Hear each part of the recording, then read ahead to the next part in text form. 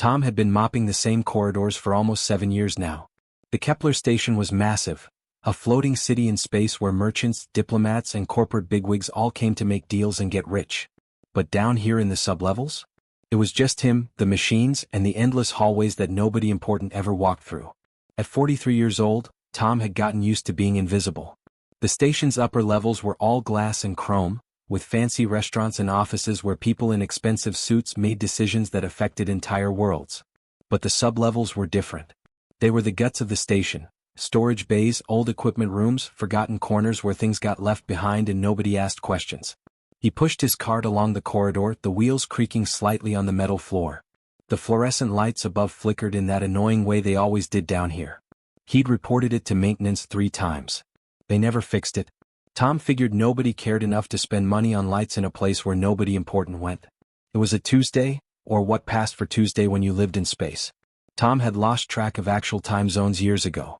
His routine was simple. Wake up, work 8 hours, eat something from the cafeteria, sleep, repeat. It wasn't a bad life, just quiet. He preferred it that way. Less drama. Less chaos. Just him and his work. As he approached Storage Bay 7, something caught his attention. The door was slightly open. That wasn't right. These bay doors were supposed to be sealed, corporate security protocols and all that. Tom slowed his cart and looked around. No other workers were nearby. No supervisors watching. Just the hum of the station's life support system and the distant vibration of the engines. He pushed the door open wider and stepped inside. The storage bay was cold. Colder than it should be. The kind of cold that made you catch your breath. It was also dark. The lights in here must have been broken for a while. Tom reached for the switch on the wall, and the overhead lights flickered on, casting everything in a harsh white glow. That's when he saw them. In the far corner of the bay, nestled against each other in what looked like an abandoned shipping container, were 3 creatures. Tom's brain struggled to process what he was looking at. They looked like dragons. Not the fantasy kind from old Earth movies that he sometimes watched on his breaks. These were real. Living.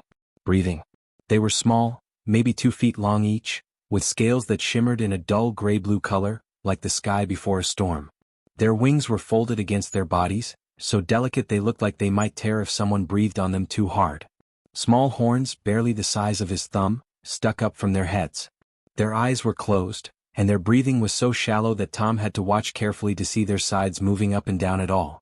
He stood there for probably 30 seconds without moving. His mind was racing. What were these things?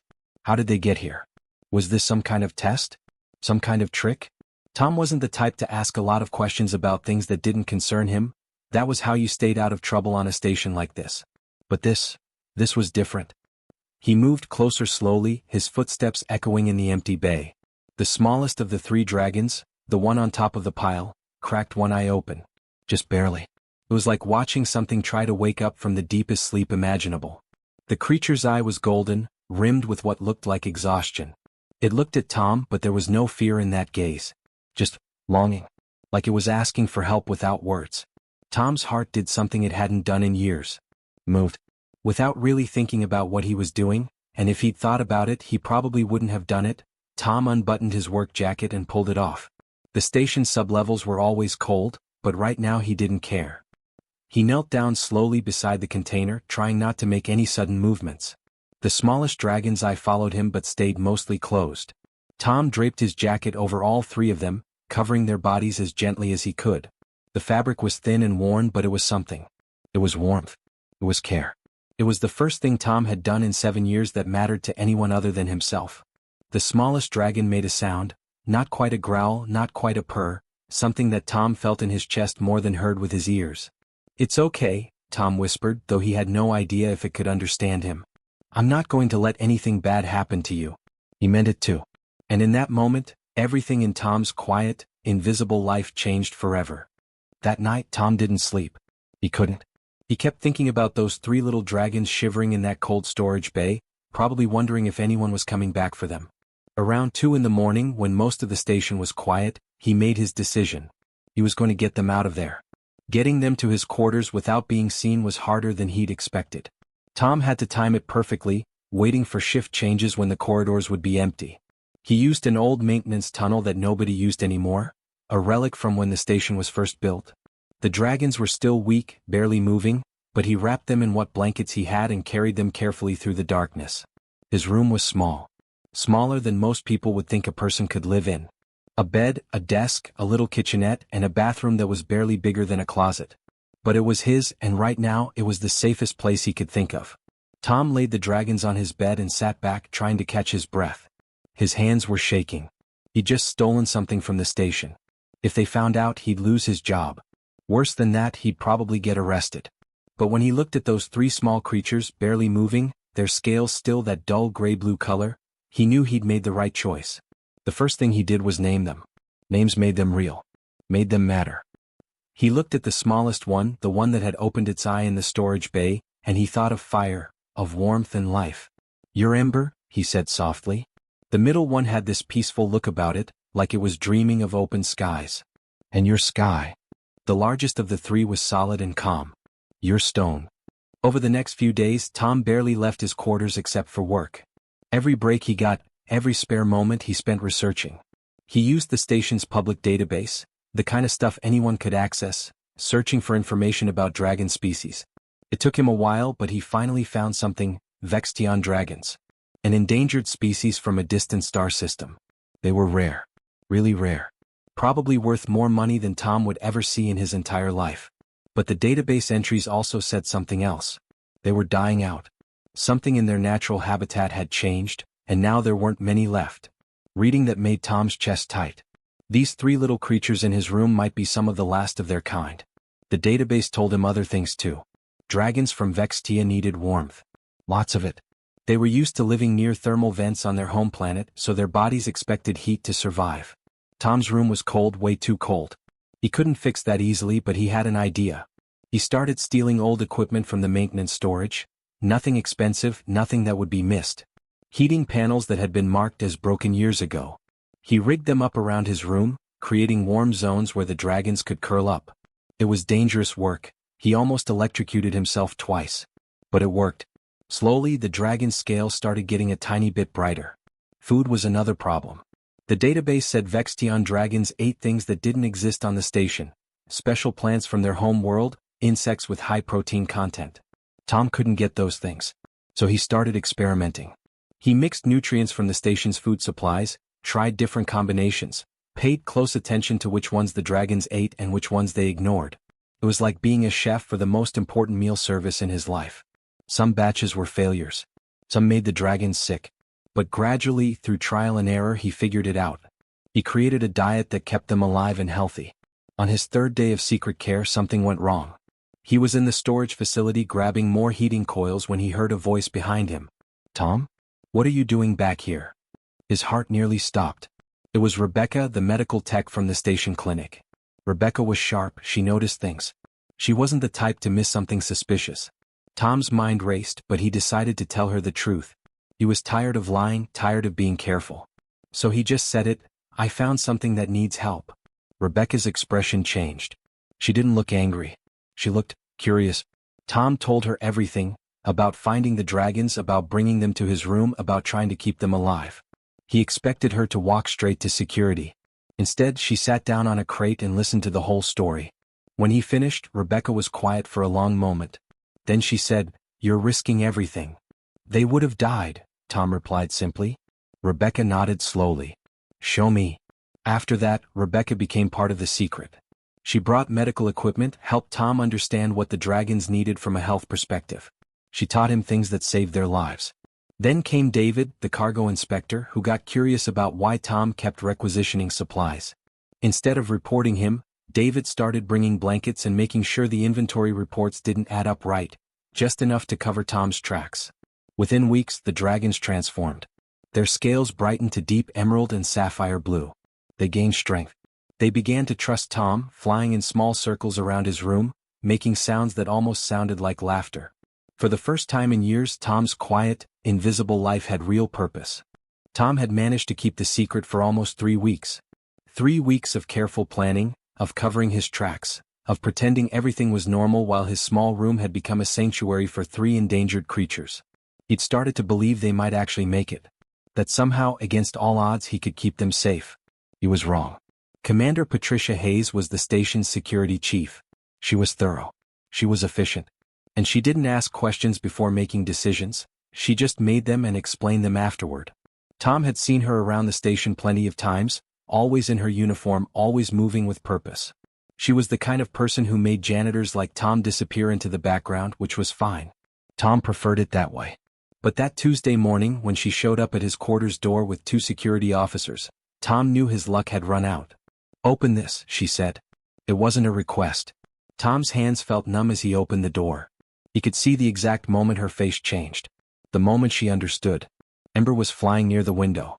Sky and Stone were curled up on what used to be his bed, their brilliant blue and green scales catching the light from the heating panels. They were beautiful. They were healthy.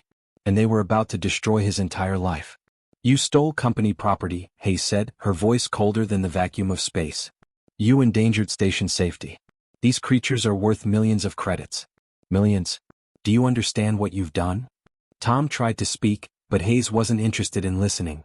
She was already on her communicator, calling it in, reporting the discovery, setting things in motion. Within an hour, Tom was in a holding cell. Within 2 hours, he had official termination papers and criminal charges filed against him. Within 4 hours, his entire world had collapsed. But what happened next surprised everyone. Word spread through the station like wildfire. A janitor. 3 dragons. A man risking everything to save 3 small lives. People started talking about it in the cafeterias, in the hallways, in their private messages. Some of them were people Tom had worked around for years without ever really having a conversation. But they remembered him. They remembered his kindness. They remembered that he was the guy who always had time to help someone carry something, who never complained, who treated everyone with respect. Rebecca, the medical tech, was the first to really fight back. She went to the station's administrative office and presented medical records. Detailed, scientific evidence showing that the dragons under Tom's care were significantly healthier than they would have been in any facility the station had access to. She had charts. She had data. She had proof that Tom hadn't been abusing the creatures or endangering anyone. He'd been healing them. "Look at their vital signs," she told the administrators, spreading papers across the desk. 3 weeks ago, these dragons were on the verge of death. Now they're thriving. Their scales have regained their natural color. Their muscle development is normal. Their immune systems are responding to care. Whatever Tom did, he did it right. Then David, the cargo inspector, submitted his own evidence. He had the original cargo manifests, the ones showing that the dragons had been marked for biological waste disposal. He had records proving they'd been abandoned by smugglers, left to die. That meant Tom hadn't stolen anything. He'd found abandoned cargo and saved it. "These creatures were scheduled to be incinerated," David said in an official statement. "The law says abandoned cargo can be claimed by whoever finds it. Tom claimed them. He saved their lives. That's not theft. That's rescue." The story started spreading beyond the station. Someone recorded a message and sent it out to the public channels. A janitor. 3 dragons. A man who cared more about life than about his job or his safety. It captured people's imaginations in a way that corporate decisions and policy violations never could. Messages started flooding in from all over. From workers in the station. From people watching from other stations. From scientists interested in the dragons. They all said basically the same thing: let the janitor keep them. But there were other forces at work too. Corporate interests were involved. There were companies that wanted the dragons for biomedical research. They saw profit in those scales, in that blood, in those unique genetic structures. There was the Galactic Authority, which wanted them quarantined and studied under official protocols. And there was the Vextion ambassador, who arrived from the home world with skepticism written all over her face. The ambassador was tall, elegant, with scales that shimmered like polished bronze. She looked at Tom like he was a puzzle she couldn't solve. Why would a human risk everything for 3 young creatures? Humans were known for logic, for profit, for taking what they wanted without hesitation. This didn't fit the pattern. "I find this highly irregular," she said coldly, standing in the conference room where Tom's fate was being decided. "Why would you do this? What do you gain?" Tom looked at her straight on. "Nothing. I don't gain anything. I just couldn't let them die." It was such a simple answer. Such a human answer. And somehow, that simplicity, that impossible, illogical, purely emotional motivation, was about to change everything. The hearing was supposed to be the end of it. Tom sat in the conference room, surrounded by officials in their expensive uniforms and tailored suits, waiting for them to decide his fate. The corporate lawyers were sharp and cold. The Galactic Authority representatives were bureaucratic and unmoved by emotion. Everything pointed to one conclusion: Tom would lose his job, face fines he could never pay, and the dragons would be taken away. That's when Ambassador Krell walked in. She was stunning in a way that made everyone in the room sit up straighter. Tall and elegant, with scales that shimmered like polished bronze in the fluorescent light. She moved with the kind of confidence that came from knowing your people had been exploring space while humans were still figuring out how to build rockets. Everything about her screamed authority and intelligence. But there was something else too. She looked tired. Like she carried the weight of a dying species on her shoulders. The administrators started their speeches, explaining the situation, laying out the facts and figures. They talked about Tom like he wasn't even there. They talked about the dragons like they were equipment that needed to be cataloged and stored. Krell listened to all of it without changing her expression. Her bronze scales caught the light as she tilted her head, considering. "I would like to see these creatures," she said finally. Her voice was soft, but everyone in the room stopped talking immediately. Tom wasn't expecting to get another chance. But somehow they agreed. The ambassador wanted a direct observation, so Tom was allowed to take her to his quarters. He was terrified. This was it. This was the moment a Vextion ambassador, someone who represented an entire species, would see what he'd been hiding and make a final judgment. They walked through the corridors together and Tom could feel people staring. A janitor and an ambassador. It was like watching two completely different worlds collide. When they got to his small room, Tom hesitated at the door. "They might be sleeping," he said quietly. "They rest a lot during the day cycle." "Then we will wait," Krell replied simply. They sat in silence for about 20 minutes. Tom was so nervous he could barely breathe. The ambassador just sat there perfectly still watching. Finally, Ember started to move. The smallest dragon stretched, opened her golden eyes, and yawned in that way that made her whole tiny body shake. She saw Tom and made a soft chirping sound, the sound she always made when she was happy to see him. Ember launched herself from the bed and flew directly to Tom's shoulder, circling his head once before settling down, her small claws gripping his shirt gently. She made that purring sound, the one that rumbled through Tom's chest. Sky opened his eyes next and stretched his wings. He patted across the blankets and pressed his head against Tom's hand, nuzzling it like a cat seeking affection. Sky made soft clicking sounds, gentle and content. Stone was the last to wake and he did it slowly, deliberately. He unfurled his massive wings, massive for a creature still so small, and walked directly to Tom, curling up against his leg with his tail wrapped around Tom's ankle. Stone started purring, a deep, rhythmic sound that filled the small room. Tom didn't say anything. He just sat there with three dragons showing him complete trust and affection. He stroked Ember's scales, scratched behind Sky's horns the way the dragon liked, and let Stone's warmth settle against his leg. This was what the last 3 weeks had been about. This moment. These three small creatures choosing to be near him, choosing to trust him, choosing him. For a long moment the ambassador didn't move. She just watched. Tom could see her taking it all in, the way the dragons responded to him, the gentleness in his hands, the obvious love between them. He could see her processing something in her mind. "This is unusual," she said finally. Her voice was different now. Softer. Less certain. "They were dying," Tom said simply. He wasn't defensive about it. He was just stating facts. "When I found them they were cold and barely breathing. Nobody else was going to help them. I couldn't let that happen." Krell stood up slowly and walked over to Tom. She knelt down beside Stone, and the large dragon looked up at her without fear. Carefully, gently, she reached out and touched one of Stone's scales. The dragon purred louder. "On Vextia," Krell said quietly, "we have been losing our dragons for decades. We have tried everything, technology, medicine, research facilities. We have thrown resources at the problem. Nothing has worked. The dragons grow weaker. Their bloodline grows thinner." She paused, still touching Stone's scales. "But this they respond to." She looked at Tom directly, and there was something different in her bronze eyes now. Not calculation. Not judgment. Understanding. "My people study efficiency," she said.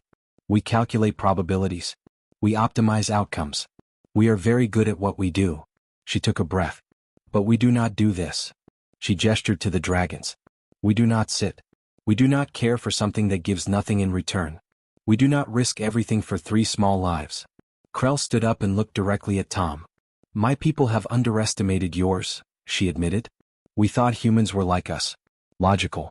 Practical. But you are something different. Something my species has perhaps forgotten how to be. In that moment everything changed. The decision came down from the highest levels of the Galactic Authority. It wasn't what anyone expected, but then again, nothing about this situation had gone according to plan. The dragons were cleared to stay with Tom. Not just stay, but to become part of an official program. A new initiative.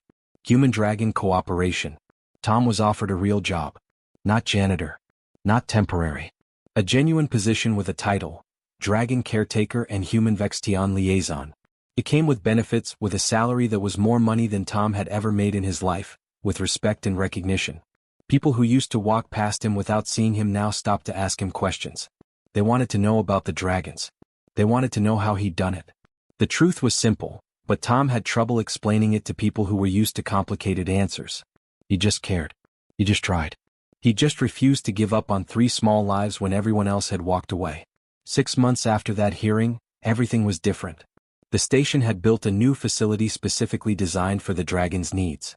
It wasn't fancy in an expensive way, but it was perfect. There were thermal zones for warmth, open spaces for flying, areas where the dragons could interact with humans and Vextion visitors. It was a bridge between 2 different kinds of life, created specifically because one janitor had decided to care. Ember, Sky, and Stone had transformed. They were bigger now, their scales brilliant with health and vitality. But more than that, they had become something Tom hadn't expected: ambassadors. They moved comfortably between human handlers and Vextion scientists. They understood both cultures. They trusted both species. And in doing so, they showed that trust wasn't about logic or protocol. It was about connection. Ember had become particularly close with the Vextion students who came to learn about dragon care. The young dragon would fly circles around them, land on their shoulders, make those chirping sounds that meant she was happy. Sky had become fascinated with human technology and would watch intently as Tom and the other handlers worked on maintenance and care equipment. Stone remained Tom's constant companion, following him everywhere, sleeping near him every night. Rebecca and David were right there with Tom through all of it. Rebecca had left her position at the clinic to work full-time with the Dragon program. She managed their health care, ran regular medical checks, and consulted with Vextion medical experts about dragon physiology. David had completely shifted his career focus. The cargo inspector had become a rescuer. He used his knowledge of station logistics and galactic trade routes to identify other endangered species that had been abandoned or lost. Together, the 3 of them started training other humans in dragon care. It wasn't just about the mechanics of keeping a creature alive. It was about understanding why care mattered. It was about seeing a living thing that needed help and choosing to provide it, even when the cost was high. Word spread across the galaxy. Slowly at first, then faster. A janitor had saved 3 dragons. Now humans were being brought in to care for other endangered species. Creatures that had been marked for disposal were being rescued and rehabilitated. A Vextion sanctuary program was established on 3 different stations. Humans and Vextions were working side by side, learning from each other. Other species started to take notice too. The Kelver Collective sent representatives to learn human care techniques. The Zintar Alliance reached out about their own endangered population. Suddenly humans, the species that had always been seen as logical, efficient, profit-focused, were being recognized for something completely different: their capacity for compassion. Tom stood in the Dragon facility one afternoon, watching Ember practice flying while Sky investigated a new toy that David had designed. Stone was resting nearby, his breathing deep and peaceful. Rebecca was taking notes on their health markers. David was reviewing rescue mission reports. This was Tom's life now. Not the life he'd expected. Not the life he'd planned. He remembered being invisible. He remembered pushing his cleaning cart through empty corridors, existing but not mattering. He remembered thinking his job was just something to do until retirement, nothing more. That felt like a lifetime ago. A reporter had asked him once, during an interview that had been broadcast across multiple stations, what had changed him. Why he'd risked so much. Tom had struggled to answer because it seemed so obvious to him.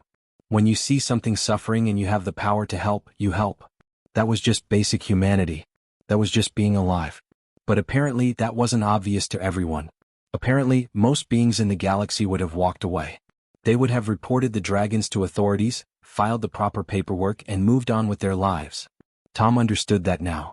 He understood that his choice had been remarkable specifically because it was illogical. Because it cost him everything. Because he did it anyway. As Tom watched the 3 dragons, his dragons though they belonged to the galaxy now, He thought about what Ambassador Krell had said. That his people had been underestimated. That humans possessed something the Vextians had forgotten. The quiet, stubborn refusal to let life suffer when they could help. That was humanity's real strength. Not conquest. Not efficiency. Not logic or profit or power. Just that simple, impossible choice to care. Tom smiled as Ember landed on his shoulder, purring contentedly, and he knew he'd made the right decision.